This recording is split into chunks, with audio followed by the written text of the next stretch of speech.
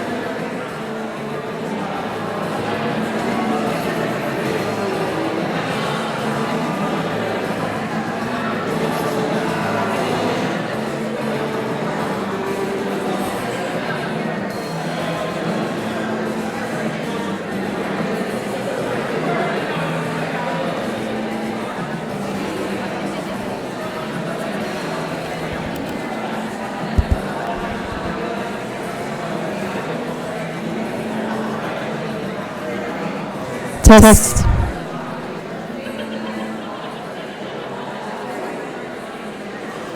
Good morning. Good morning, everybody. We are going to get started with the 2017 Rural Arts and Culture Summit. Welcome, everybody.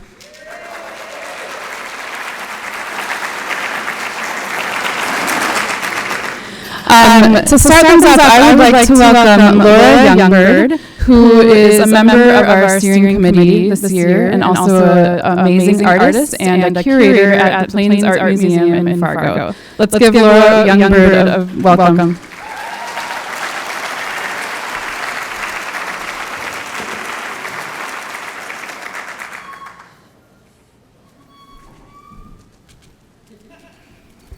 Bonjour, Indinawagmag, Gijimenadu, Shaway Nimishin, we do Koshin, Jagwe Ku, Bimosayan, Oma Akim. And what I said is, hello relatives. And the Great Spirit pity me and help me to walk a straight path here on earth. So, Michelle asked me to talk a little bit about the recognition of the land that we are on today, and a lot of us, almost all the time. Minnesota was, of course, belonged to, or I don't know, we belong to the earth as the earth belonged to us. It wasn't necessarily, like ownership. But I-94 is a divide between the Ojibwe and the Dakota, and I'm from the northern part in Grand Portage. But the Dakota people lived south of the 94 border pretty much, and a lot of those routes and roads that we use today were, trade routes that Native people used long ago and established. And the Dakota's existence and water was very important to my people too, was based upon the gifts the waters had to offer. And the water names identified then continue to be used today. And water is so important. And I don't understand why, people would be against, people standing up for water and the water protectors. And so I just want to give a hoot out for the water protectors.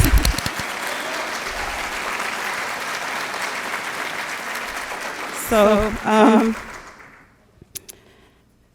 I guess what I want to say about that too is little infomercial.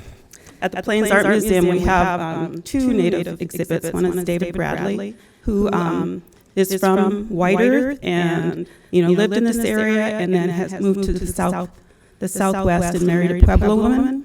But he now has ALS and isn't able to paint like he used to, but he's still painting and still getting around and he's still ornery as heck. But he's a very nice guy. I shouldn't say that.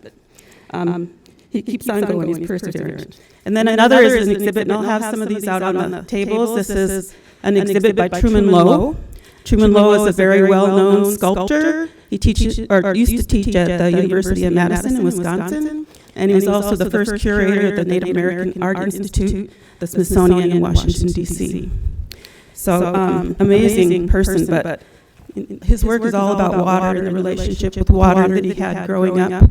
And it's very poetic and beautiful. And we had a group of autistic children come in, and usually they're just kind of running around waiting to get out of there, but they just stood there, and in awe, and they, these works are very large and have an amazing presence in the shadows and are very important along with that as well. So if you get a chance, please come to the Plains Art Museum. We've had a series of talks about water. Dr. Ren Walker, Dr. Ren Walker Robbins, who's a cell biologist now teaching in Wyoming, will be coming back to give a talk next week on the 15th. If you get a chance, please come to that, 6 to 7, free to everyone.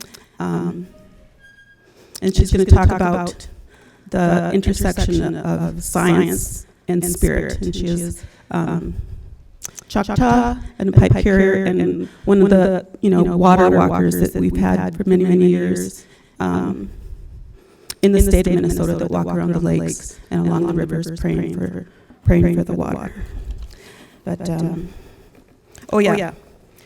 I also direct the Native American programs at the Plains. I know I'm probably not supposed to be doing commercials, but if you know a Native person, we're really out there trying to help Native artists of all levels and have a lot of programming and opportunities for them. So I'll leave some of these out as well.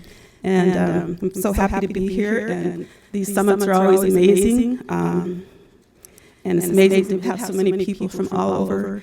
And just thank Michelle for all the work she puts into it. I don't know if she sleeps or not. But I'd like to introduce Bart Finzel. He's the Vice Chancellor of Academic Affairs here at Morris, University of Minnesota at Morris. Thank you.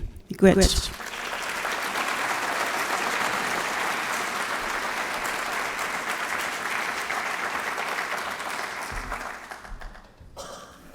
Thank you, Laura. I know you have a very exciting few days planned for the summit, so I'll keep my welcome very, very brief. We are very pleased to be able to have all of you on campus, Minnesota's only public liberal arts college. The mission of Morris is to prepare students to be global citizens who value intellectual growth, civic engagement, intercultural competence, and environmental stewardship.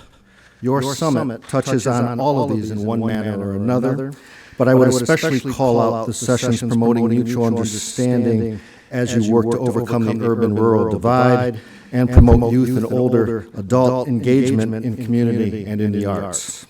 There is also this wonderful idea running throughout the program regarding bringing a sense of place together with creativity to promote development, an idea that aligns beautifully with the mission of good liberal arts colleges. Fostering community and vitality around shared values and finding the unique strengths and creative voices within that community is something a liberal arts college shares with the values of this summit. Anyway, I do hope this community in this place can help you realize your vision for more vital and engaged rural stakeholders, and I do hope you'll have some wonderful conversation, many fun-filled sessions, and let me just again say that I would sincerely welcome you to the campus. Now, I would like to welcome Roger Rose to the stage. Roger is an associate professor of political science and directs our Center for Small Towns. Roger.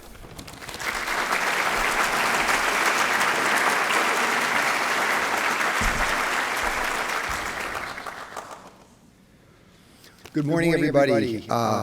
We want to thank you very much for attending what is the largest RAC Summit thus far, and I've been told one of the largest outside conference events at University of Minnesota Morris. So thank you. So many of you come from quite a distance. We also want to give a special welcome to our featured artists. Thank you, Laura. Thank you, others who will be presenting.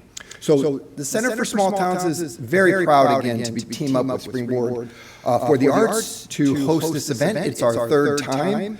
Every day we see connections between culture, creative arts, place-based economic development in the work that we do.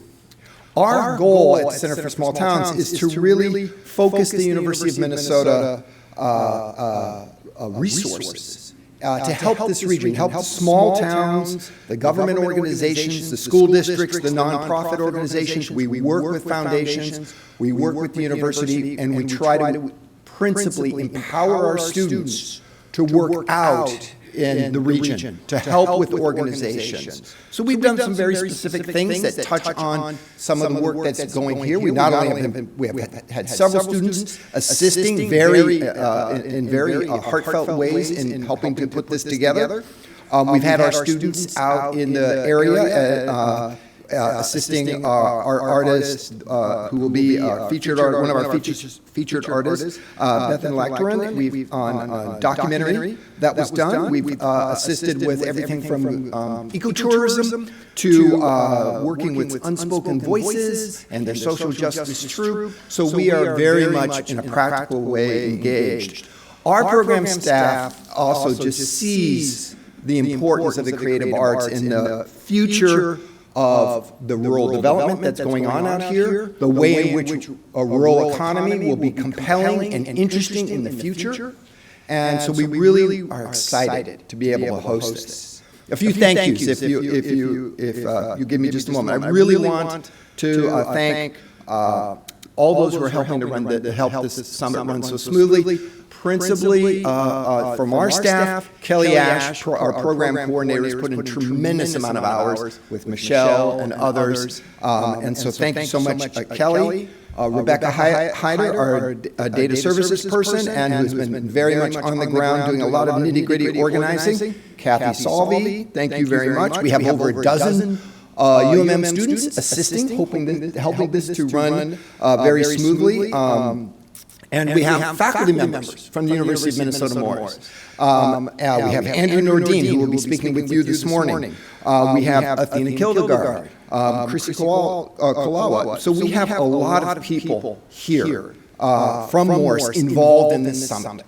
And I want to give a special thanks to the steering committee and the host committee for the Rural Arts and Culture Summit. There are many names there. Please take a look at them in the program and thank them when you see them.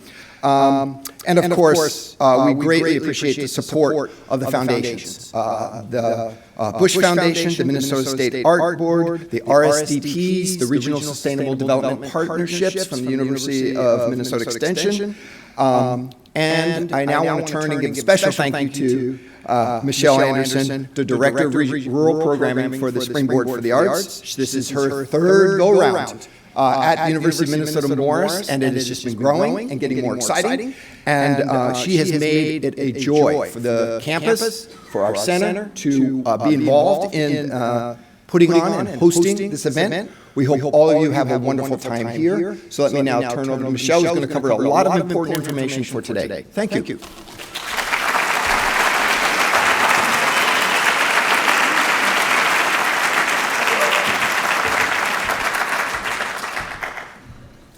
Good morning. Thanks so much, Laura and Bart and Roger for those lovely welcomes. It's a great way to start the morning. My name is Michelle. I'm the Rural Program Director at Springboard for the Arts. As Roger mentioned, this is the third time we have partnered with the Center for Small Towns on the Rural Arts and Culture Summit, and the fourth time the summit has happened. How many of you were at the very first summit in 2011 in Fergus Falls? Yay! Awesome. So on behalf of the team that has been planning this event since last summer, I want to thank all of you for making the time to be here today. Many of you traveled across the country. We saw pictures of road trips all over the place, and we know that Morris is a little off the beaten path, but we think that's really appropriate for the conversations we're having and the work that we all do. So thank you for making those trips, and we hope those were very a good time to connect with other people and process things about your work as well. I want to also just thank the university staff, of course the Center for Small Towns, who are just the best partners you could ever ask for, and also the university event staff and the tech staff that are working real hard back there. Let's just give them a quick little hand.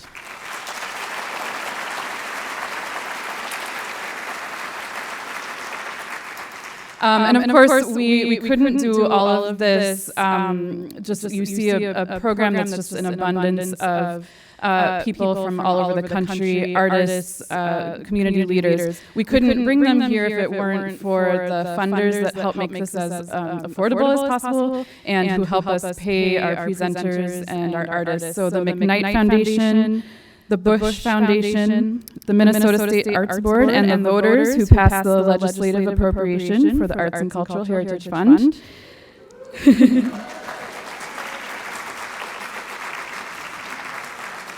the 11 regional arts councils of Minnesota who provided dozens of scholarships to help many of you get here and register and all of that.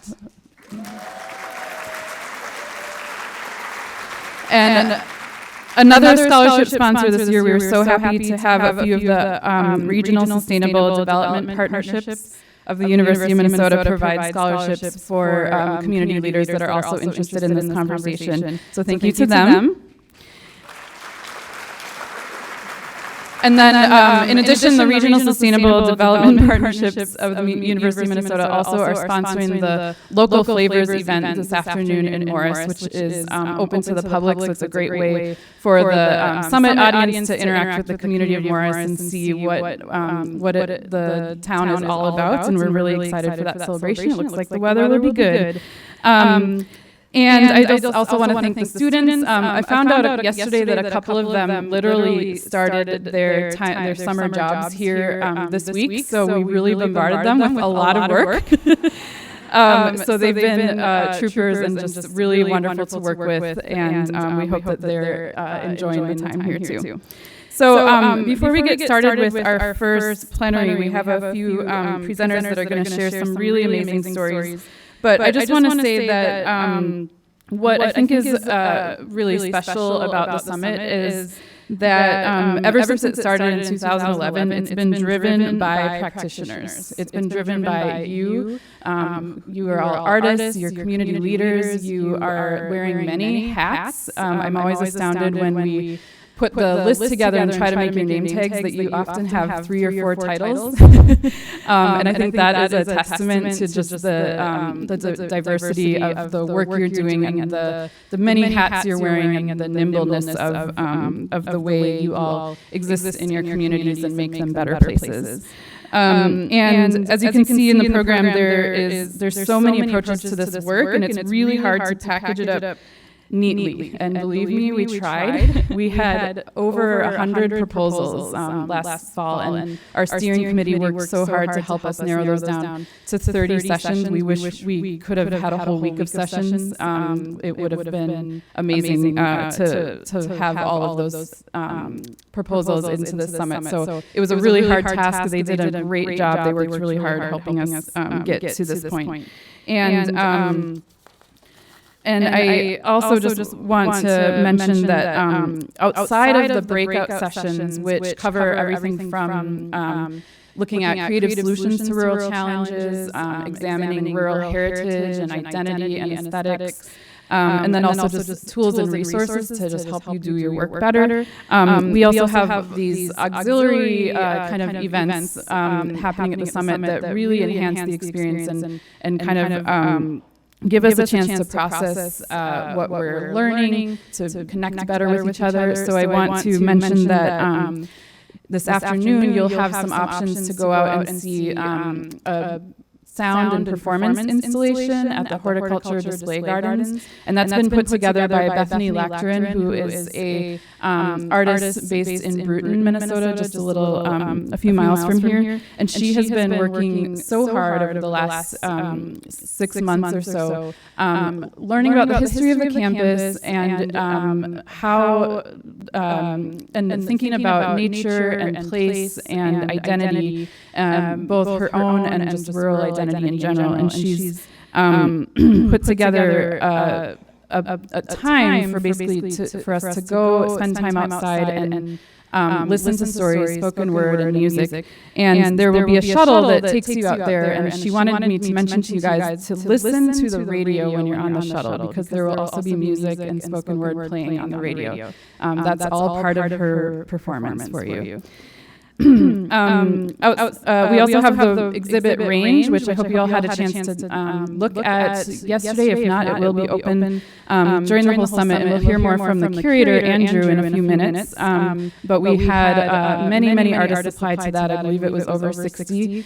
And Andrew and Springboard's Naomi Sleishman did an amazing job curating that and setting it up. And I think it's just a beautiful representation of all of the things that are happening in our rural places these days.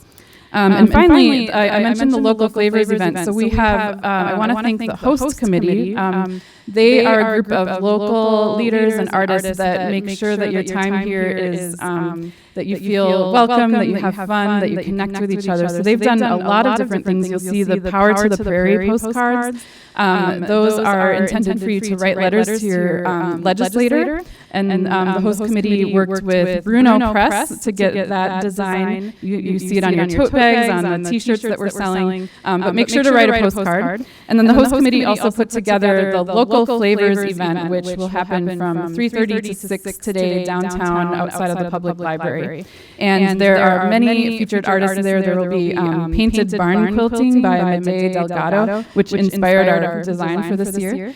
And Al Beliveau is doing a community art sculpture. We have live music with Anthony Miltich. And there is an artist, Leanne Larson, who's doing a kind of moving live painting performance. I don't know if that's what she would call it, but and just many more things. So enjoy all that time this afternoon, and you have a lot of options, so just feel free to go to Local Flavors, go up to the garden. The shuttle will be making loops to all of those places. I'll make more announcements when we wrap up this session. So I want to get us started with our first plenary session. We have an amazing lineup of speakers today. They're all doing really great work. It's all very different. We tried to get kind of every art discipline represented up here. We thought it would be a great way to start our time together, to have many short and fun, vibrant presentations. So we're going to pause and switch slides here. But I do want to mention that Mary Swander was one of the speakers this morning. Unfortunately, she was not able to make it to the summit, and we're bummed about that because she's doing really amazing work in Iowa. She's the Poet Laureate of Iowa, so we will hope she can join us another time. So we'll pause for a second to get this next slide ready. While we're doing that, feel free to introduce yourself to the person next to you, and then we will get started in a minute.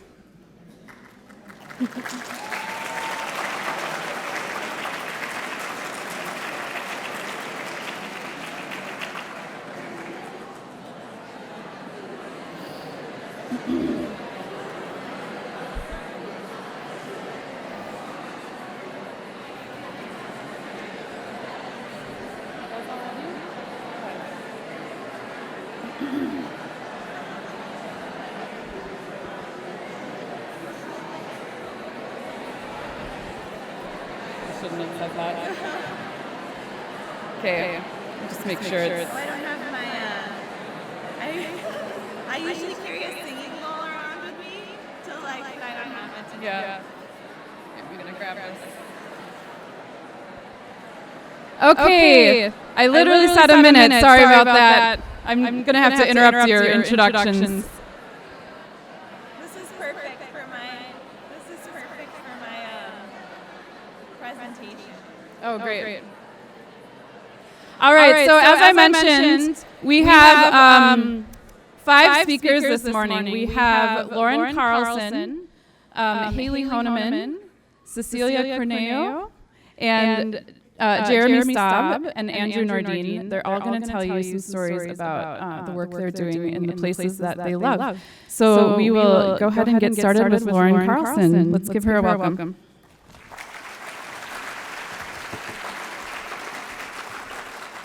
Good morning, everybody. Let's see. I will. This is me. I'm Lauren K. Carlson. I'm a poet, media producer, and teaching artist. I live in Dawson, Minnesota, and I am also a trained spiritual director, which means I have practice in reflective listening. And I would like to first give a note about my images, which are intended to create visual space during this presentation. So these slides are meant as an invitation to connect deeper with the topic I'll be speaking about, but they are not direct illustrations of the topic. So if you're looking up there and saying, that doesn't connect with what she's saying, that's okay. You're invited to make the connection.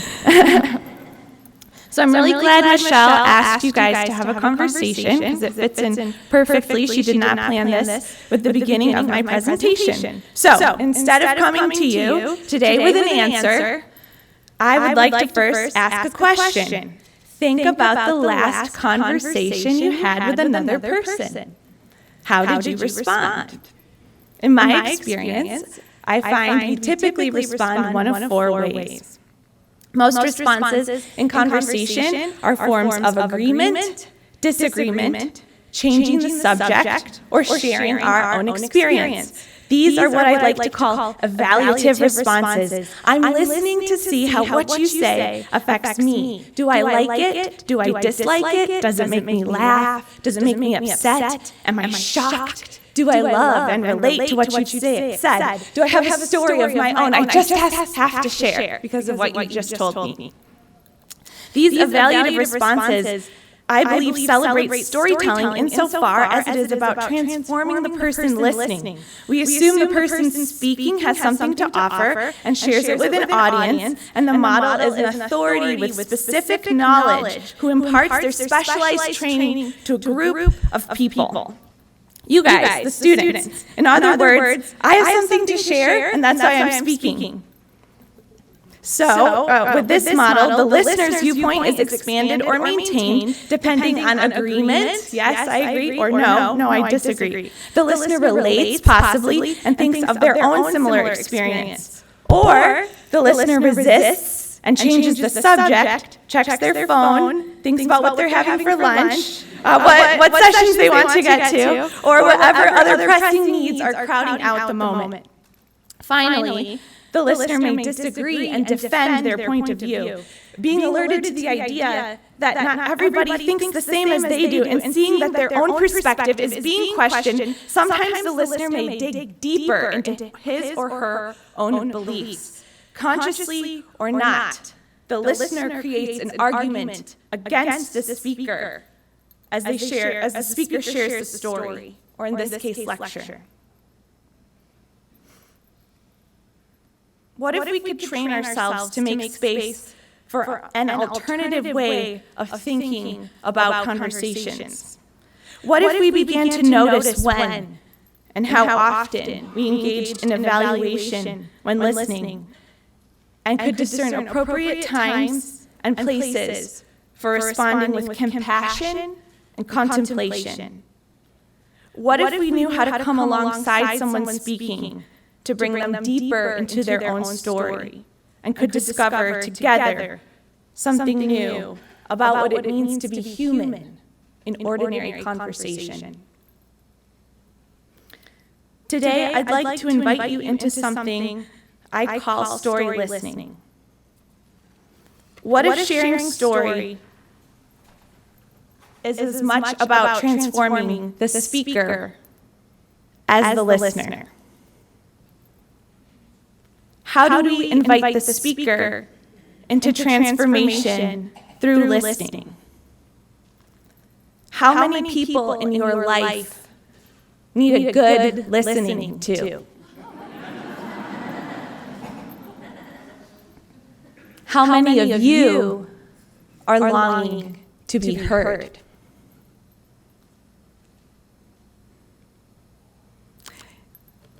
As I said about the slides. In order to better understand what I mean when I say the art of story listening, I'd like to offer, and since I'm a poet, an extended metaphor. If we were to compare storytelling to hosting, evaluative responding would naturally give the role of host to the teller and guest to the listener.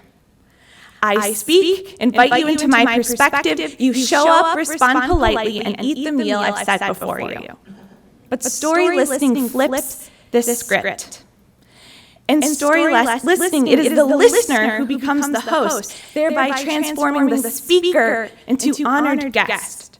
When I screened my web series, Poems from the Field, people asked me repeatedly, where did you find such articulate people in the small town of Dawson, Minnesota? So you guys hear a subtle evaluation there. I did too. My answer was usually the same. I listened. If we can train ourselves to listen, we create space for people to discover the meaning they carry within themselves. Think of being in the presence of a good host. how your needs are met before you think to ask them, how you become an essential part of the company assembled, how you feel loved and cared for, and that you belong in the place you inhabit. Guests matter to a good host. People feel like they matter when they feel heard, and people who know they matter are better able to critically reflect on their own lives, more able to change habits and patterns that are destructive when they needn't defend their perspective or behavior. So, what does story listening look like?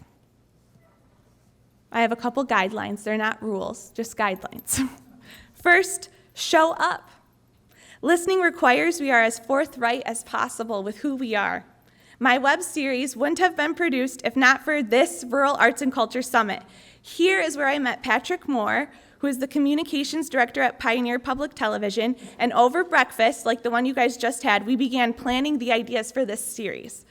Showing up was the first step. So identify yourself in conversation by all means. Say what you do and be open when others do the same. Second, only come in when you are needed. This looks like allowing for space in a conversation. Sometimes all that's needed is a pause before a person goes deeper into his or her story. And this space often becomes the boundary that makes it safe to share difficult and intimate topics. Third, accept all invitations offered to you. This means observing the emotional state of the speaker and matching it. If someone's upset, be upset with them. If they tell a joke, laugh. Resist trying to cheer up someone who's discouraged or calm down a person who is frustrated. This is another form of rejecting an invitation. It is refusing the needs of your guest. Fourth, don't try to be funny, but if something funny happens, laugh. We can be surprised at the humor in tragedy, and there can also be tragedy in humor. Be expansive. Leave room and be open to both. As you go forth in this conference over the next few days, I'd like to leave you with a few parting thoughts. Take the time you need, but endeavor to come in when you are needed. Expect to be challenged in the vulnerable and strange work of creative action. May inspiration overflow in your conversations, and may creative insight generate new and useful practice in your work. As we acknowledge our hosts for this gathering, may we find the place where our community's deepest needs and our greatest joys meet. Thank you very much.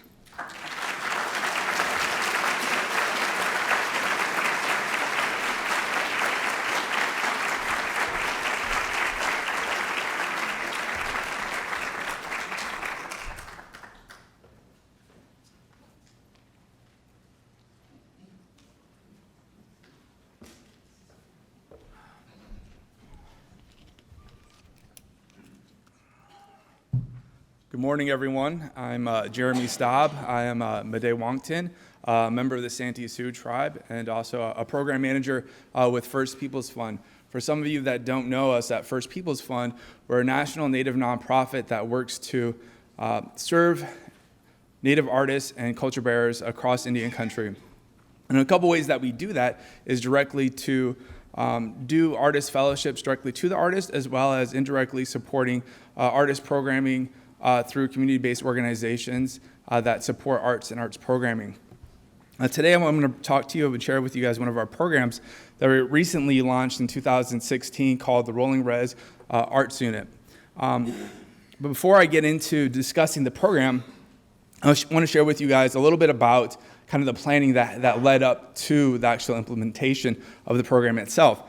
In 2013, First Peoples Fund did a market study throughout the state of South Dakota with the different tribal communities there.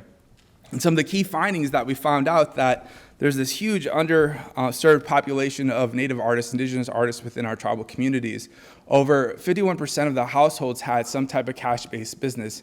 And of those 51% of those households, 79% of them were some type of arts business. So what we knew from that is there's this huge demographic of artists, entrepreneurs within our own tribal communities. But a lot of them didn't have the formal education, the formal tools that they needed to be successful as an entrepreneur, as a small business. Another one of the key findings that we found out through this market study was that Native artists needed a couple things to be successful within their own tribal communities, and we found this to be true throughout our work throughout the United States. Artists need access to markets, electronic and physical. They need access to supplies, access to creative space. A lot of the artists are creating artwork at their own kitchen tables. Artists need access to creating capital.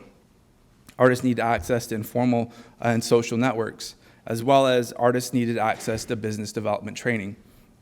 And so when we evaluating the market study, we were coming up with ideas, how do we address all of these needs?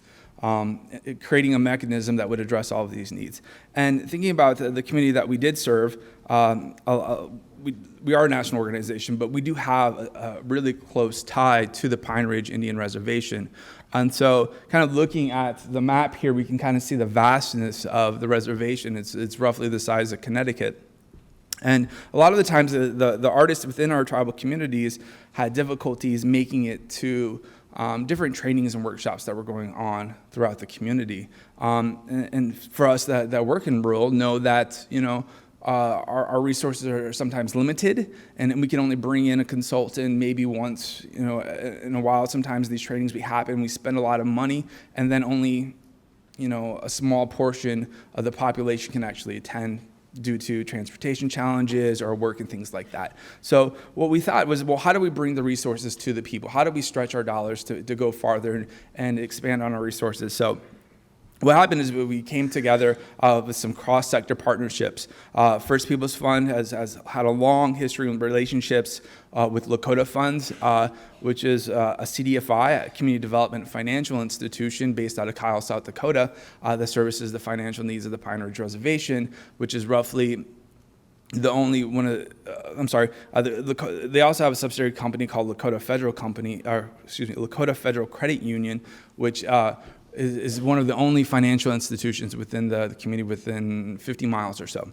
And so there's a huge underbanked area community as well. And we also partnered with Art Space of America, based out of Minneapolis, Minnesota, to create this mechanism, which we created was the Rolling Res Mobile Arts Unit, which is a multi-purpose 34-foot mobile unit that has been retrofitted to be an arts classroom as well as a financial institution and bank, mobile bank as well.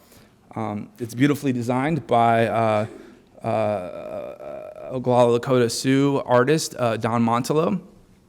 And so we'll share a little bit about the programming that goes on with the mobile unit itself. So really have a huge focus on arts and culture within the mobile unit. So again, we kind of ripped it out, retrofitted it, tore out to the chairs and put in desks.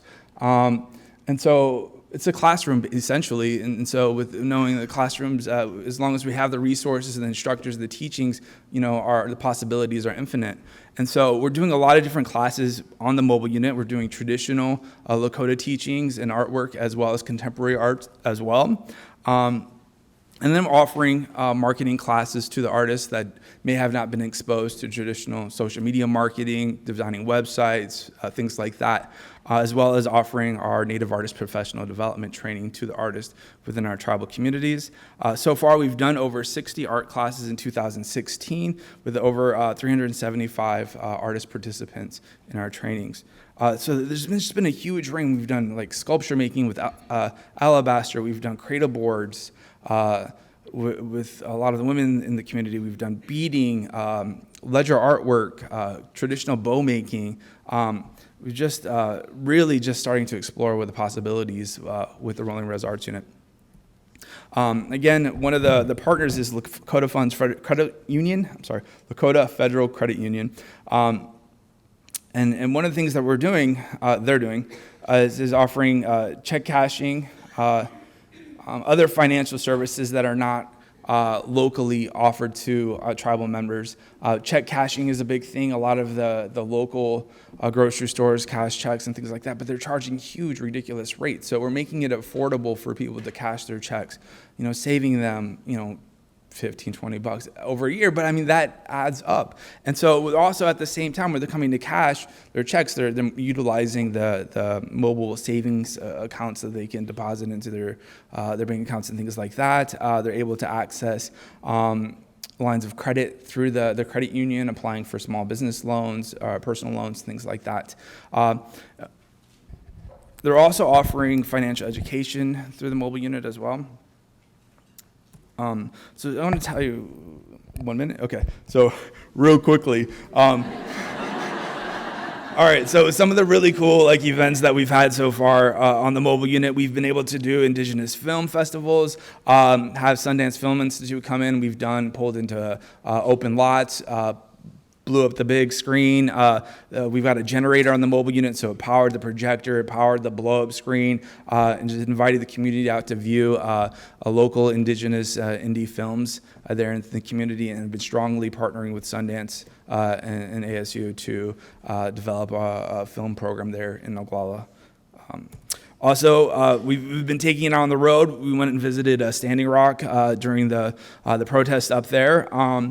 And really wanted to support the water protectors up there, and also stand in solidarity with the community of Standing Rock. And so, the thing I'm most proud of some of these images up here are some of our artist and business leadership fellows and culture capital fellows are up there leading the art classes, as well as leading discussions on how being an artist within their own tribal community can have a positive change and lasting change within their communities through their art forms, and being mentors to the next generation and sharing their art forms. And so it's really great to see them kind of step into these community leadership roles as well.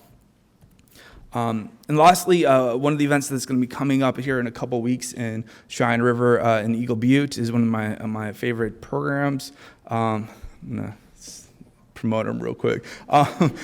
So Cheyenne River Youth Project is a 25-year-old program, but they have this great event called the Cheyenne River Arts, the Red Can Graffiti Jam, which is an opportunity for the youth. They created this graffiti park, really essentially an area where the youth can go and paint freely within their own community through spray can aerosol art. And they also bring in some amazing, talented graffiti artists all over the country to mentor these young youth in creating this next generation of artists within their community. And it's their space, so they take care of it, and they're really learning and investing into the art forms, as well as it's a great opportunity for them to explore their own personal identity as a Native American youth in a contemporary setting today. So with that said, the Rolling Res Arts Unit will be sitting, it's parked over there by the Arts and Humanity building in the parking lot there. We'll be doing tours along with Ashley Hansen at who has her mobile unit bus there as well. For those of you who have been following the public transformation program that she's been doing. But you're all invited to come over, take a tour. We'll be setting up from 12:15 to 1:15. Come on board, take a tour. We have a quick art project for you guys, and we'd love for you guys to join us. Thanks.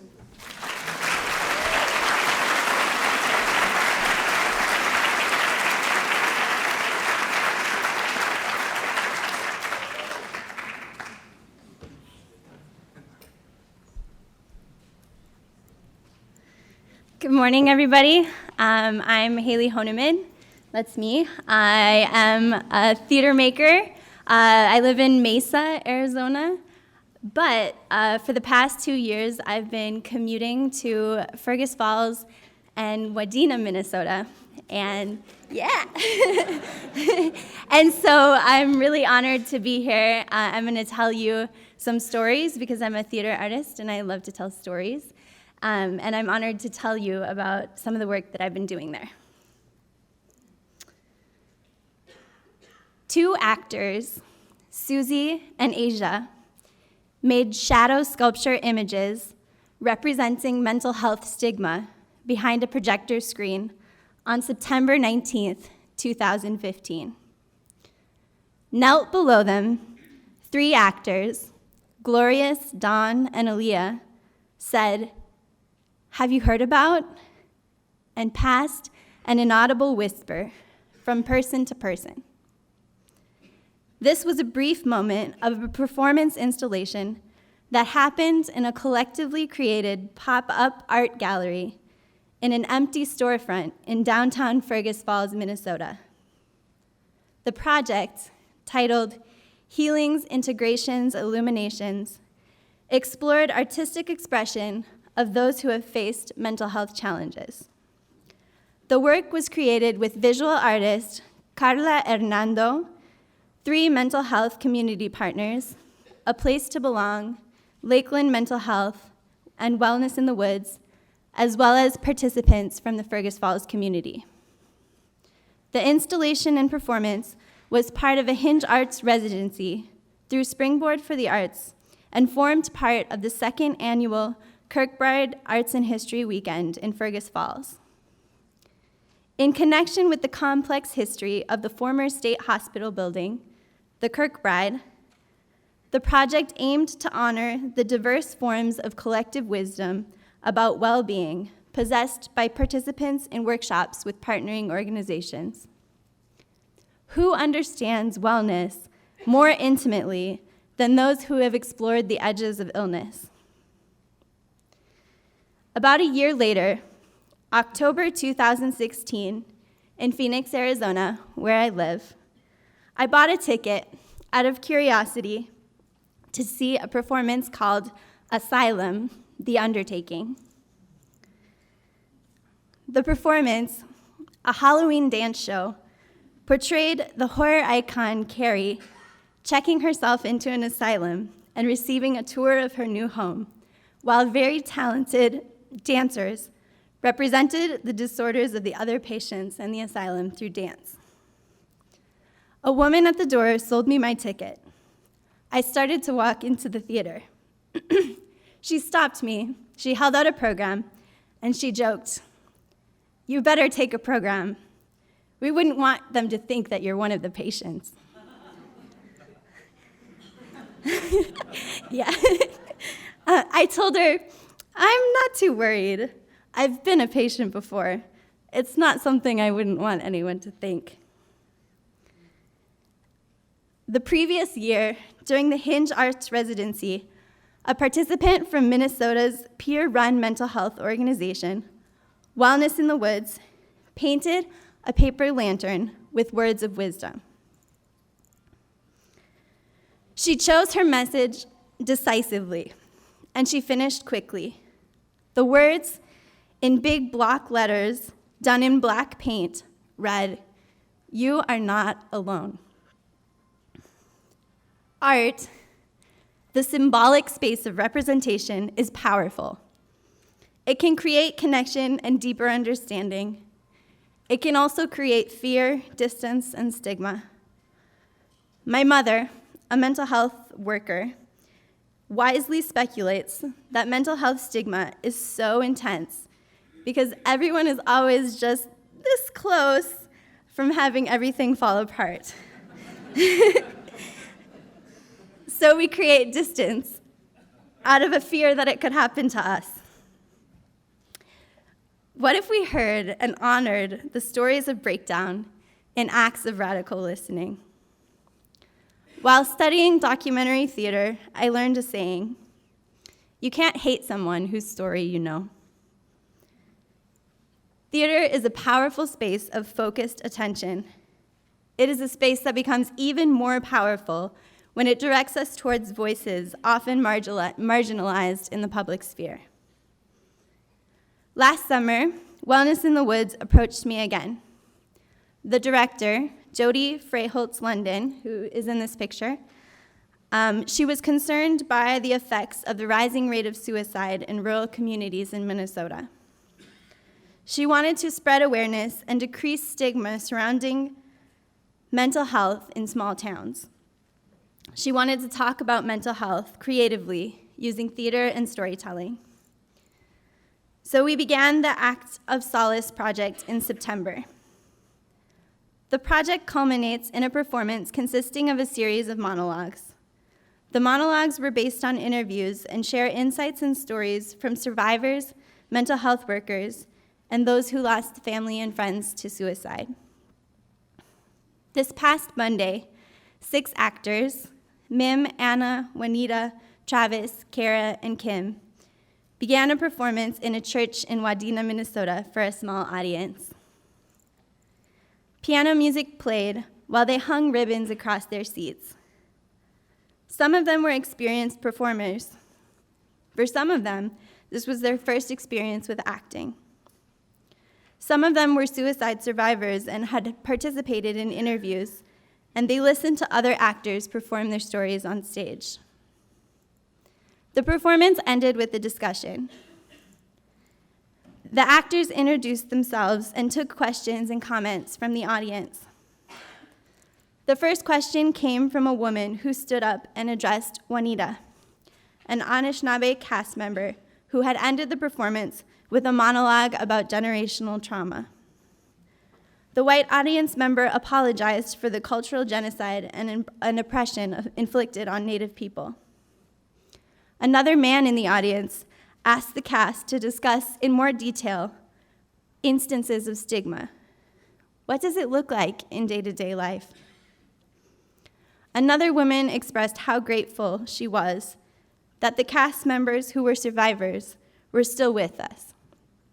And she thanked them for coming through darkness with strength to bring light into the lives of others with their message of awareness. Anna, one of the cast members, got up from her chair on stage, went down the steps, and into the audience to give her a hug. How might we utilize the transformative power of storytelling to bring us closer to respecting and accepting difference in a time of great division? In my artistic exploration of using theater to address themes of mental health, I've seen the potential of art to do this.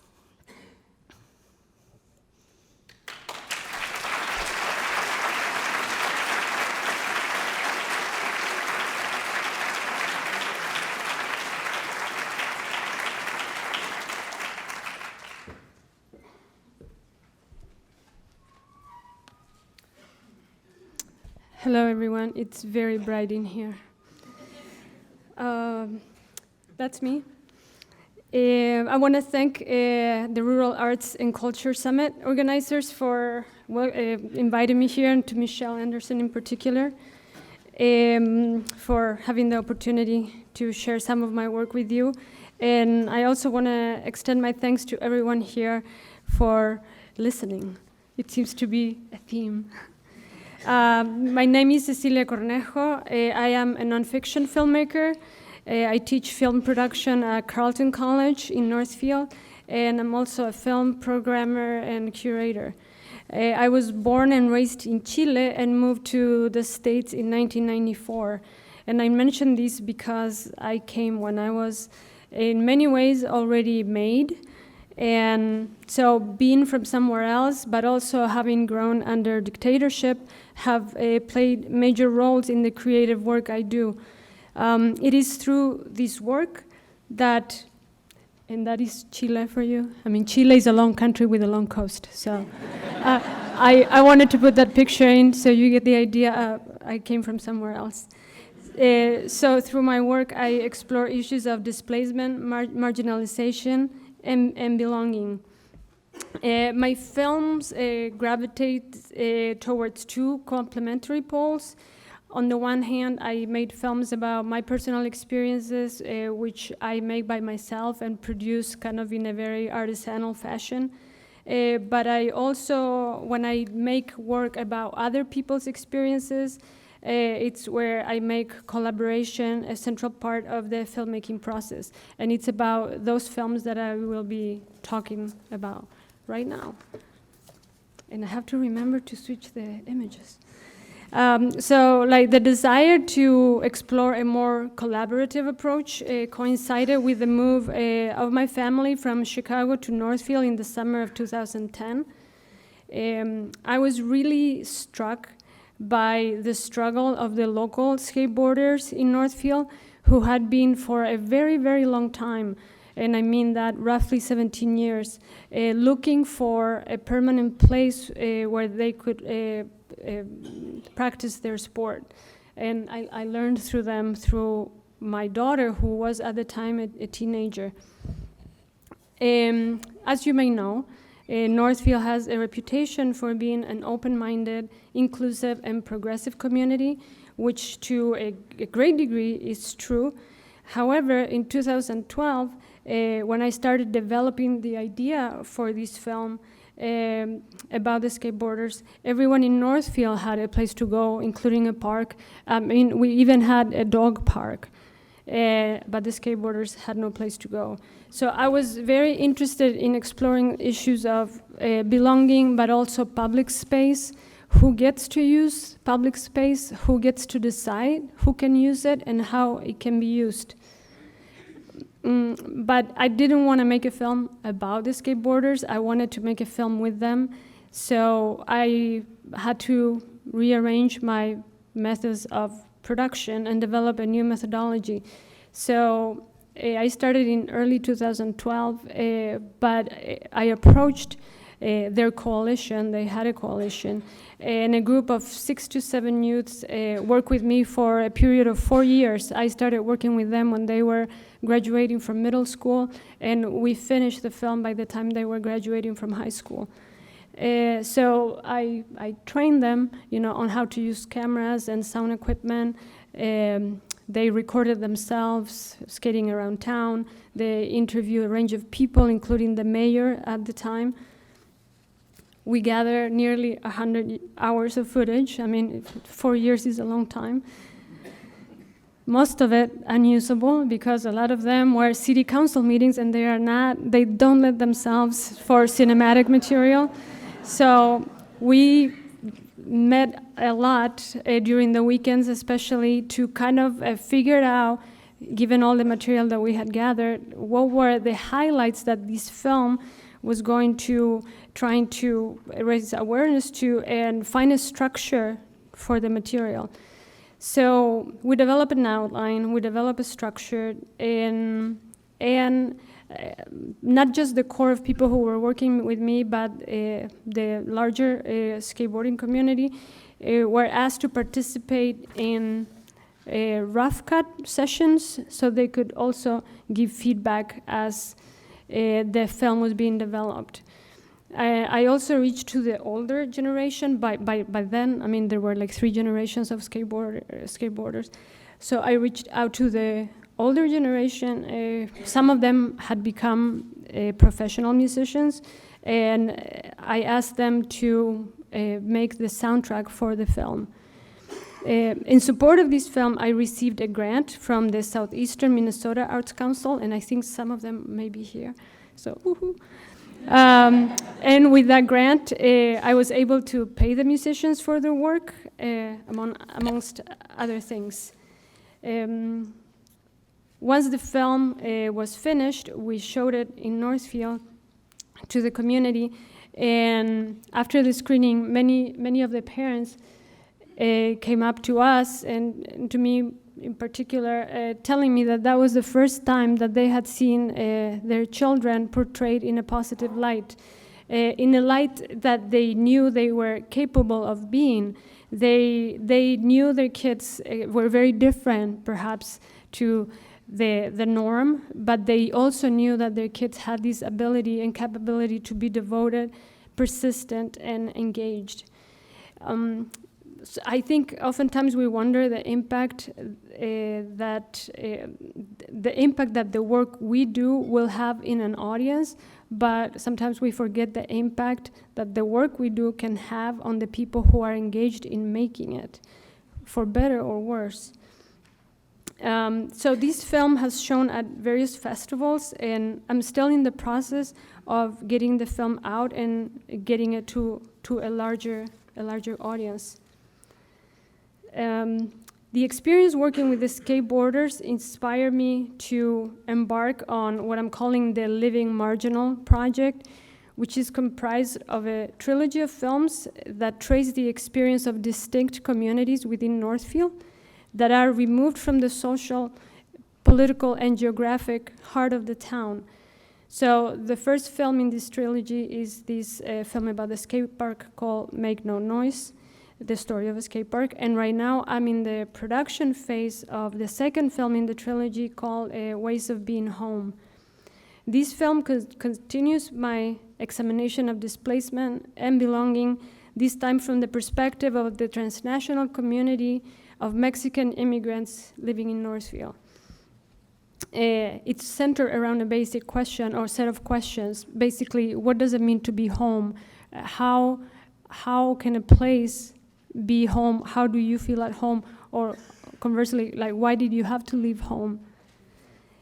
So with this film, I am also continuing to refine the production methodology that I started with the skate park film, involving the community members in the process and providing technical as well as theoretical training to those who are willing and able.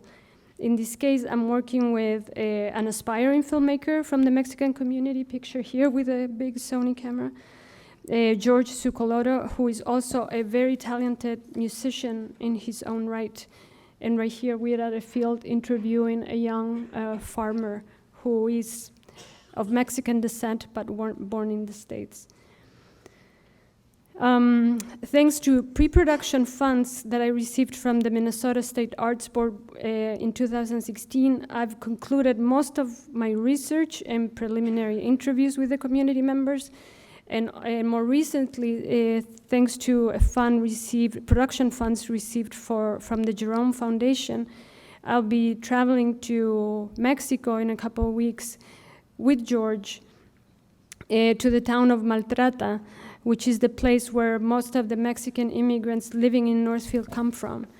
And I have found that this is not an unusual thing to have a particular set of people that move from a particular area, in this case in the state of Veracruz, to Northfield in towns that are in many ways very similar to each other.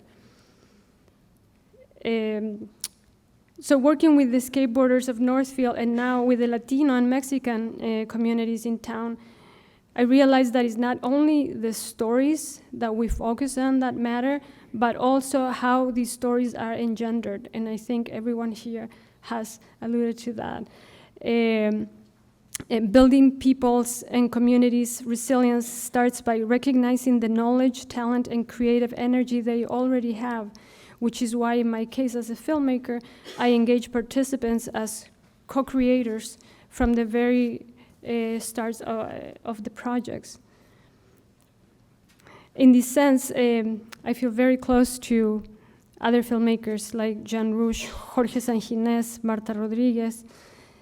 Remember, I come from somewhere else, so my background takes me to other filmmakers as well, not just.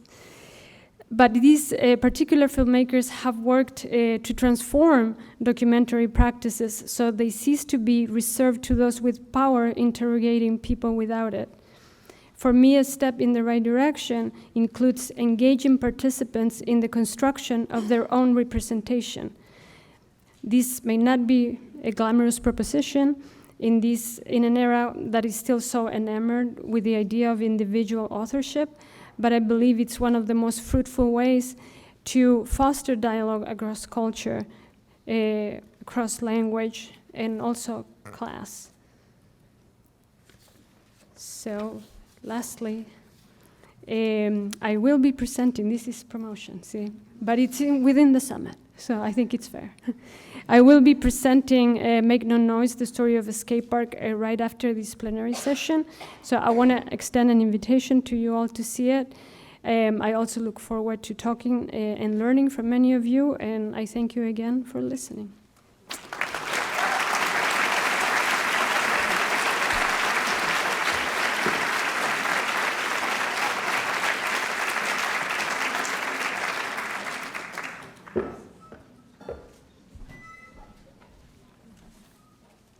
Hi, my name is Andrew Nordin. That's me. I was wearing that shirt last night, so that's a nice coincidence. So I'd like to thank everyone, Naomi and Michelle at Springboard, Center for Small Towns, and also the university for hosting the whole summit, but also for having such a wonderful gallery.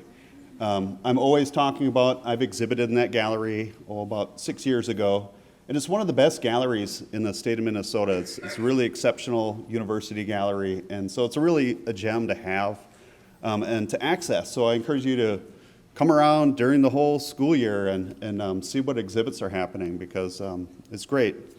So when I was invited to be a juror for this exhibit, I first thought I needed to have a title to sort of frame what I wanted to look at and what I could maybe have. So I thought of the word range. And there is my sort of taking some definitions from Webster's, probably. Oh, by the way, there was about 60 artists that submitted, and that's a really a challenge to look at things digitally and get a true sense of what is there. So I also want to thank the artists for submitting and to continue to have such a great exhibit happening. This is the third time we've had this exhibit, and I hope it continues in the future. So from those artists, I selected 40 artists, and there's over 50 artworks in the show. Some artists, there's multiple pieces because it helps with the conversation. And it's really hard when you're someone that likes art.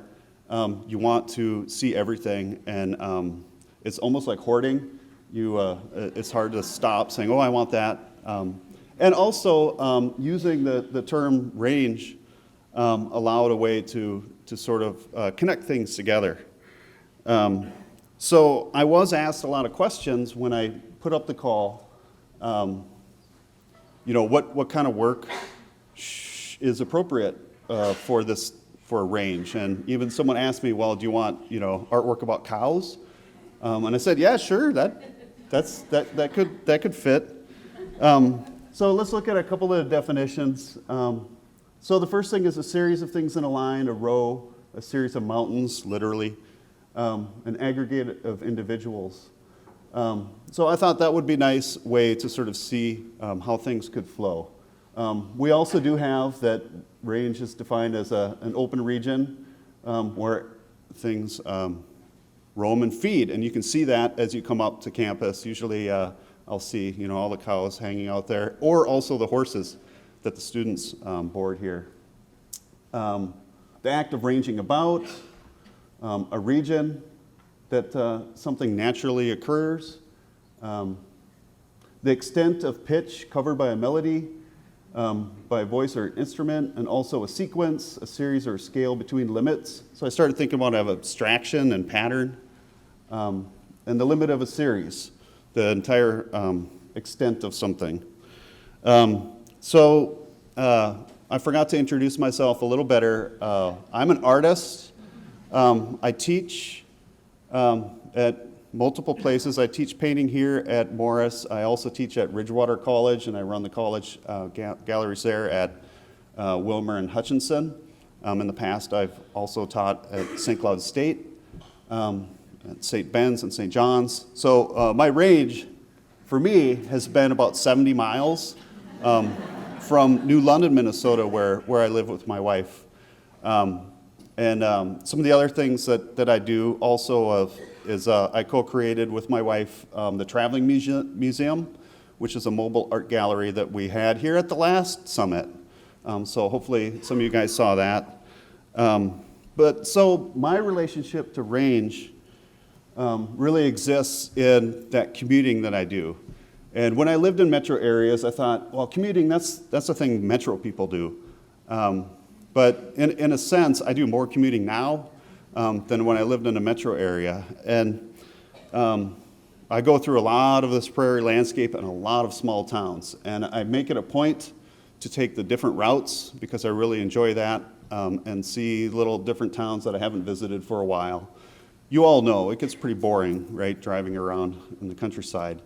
So you want to see different things. One of the things I see quite often is grain elevators, and this one is in the town of Thorpe, Minnesota, just off Highway 7 and County Road 2.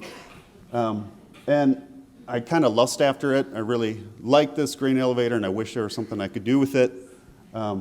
So I can fantasize about it as I drive by and look at the architecture. This is actually just from Street View on my camera, on my phone. I probably had another picture. Cool. What's funny about Thorpe is it no longer exists, really. It's just that grain elevator. And this is the nearby town of Lake Lillian. And if you look in the distance, you can see Thorpe as it comes from the train tracks that used to be there. And they just moved the town from Thorpe to Lake Lillian back, before I was born. So those are the things I thought about, and I was really excited when Russ Nordman submitted these pieces. And they're really great examples of abstraction of elevator architecture, so I was excited to see what other connections I could find. One of them being Jason Ramey, who is faculty here at UMM, his piece that also mirrors and echoes some of those thoughts. Coincidentally, Michonne Weeks, who's doing a talk with me later today, submitted this work, not this, but this is her inspiration for it, which is a gas pump near Northfield, the Quick Trip, and I had just filled my car up at that pump not too long ago. So I was excited to see that piece, and it kind of helps to be a nodal point for some of the car culture ideas that are in the show. So I hope you get a chance to really explore her interpretation of that. And she's here, so if you want to talk to her about the piece. Artists like A. Luella, who submitted this Precious Box of Inners, which I thought the title itself really was also helpful. And that's a hard thing to ship as well. Yeah. Here's an artist from Farmville, Virginia. So I wanted to make a point that it really is a national show. There's artists from all over every region in the United States, actually. And this is a photograph titled Landscape at the Terrace at Saint-Germain Spring. And I thought it was really curious. He has another piece too, and it's really looking at this quiet corners of the threshold between rural and urban parks, things like that, which I think is important. We think about is rural art, cows or nature itself, but as I've been talking to people last night and today, there's really a lot of the work revolves around this threshold of these things that we see. Another artist here, Kurt Gander from Hutchinson, Minnesota, has a few paintings. This one that I found poignant that was just some images of U-Hauls. Dan Modlock has a couple three-dimensional paintings, which are kind of unique and really explore his views of the natural world. And there's quite a few mixed media pieces in the show, and so I invite you to check those out, especially this one by Jeffrey Morrison, which I thought was really interesting when it came about in the submissions. The title of it is Lurking Under the Surface. So this word faux confronts you as you come into the gallery, and you have to ask yourself, who's the accuser? Whose voice is that's accusing the foe, and then who's the foe? Is it urban sprawl, single crop farming, or is it something more personal?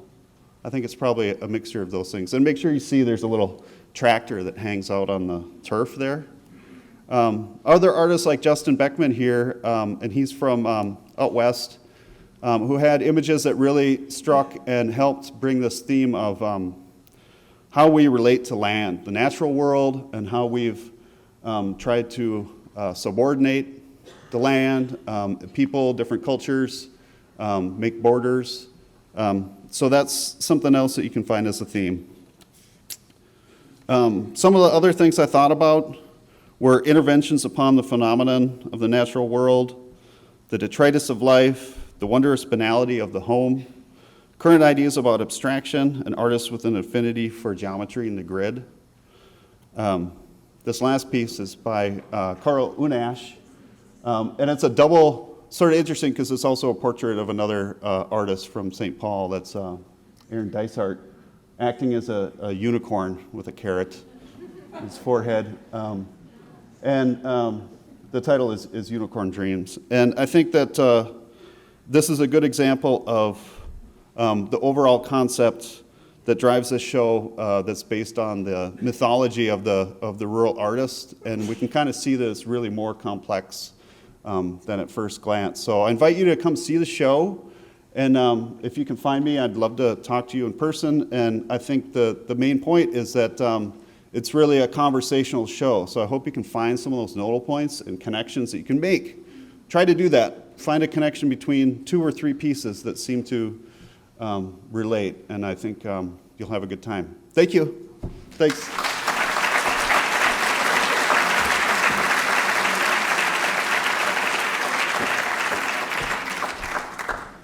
What a great way to start the summit. Let's thank all of our presenters, Lauren, Hailey, Cecilia, Jeremy, and Andrew.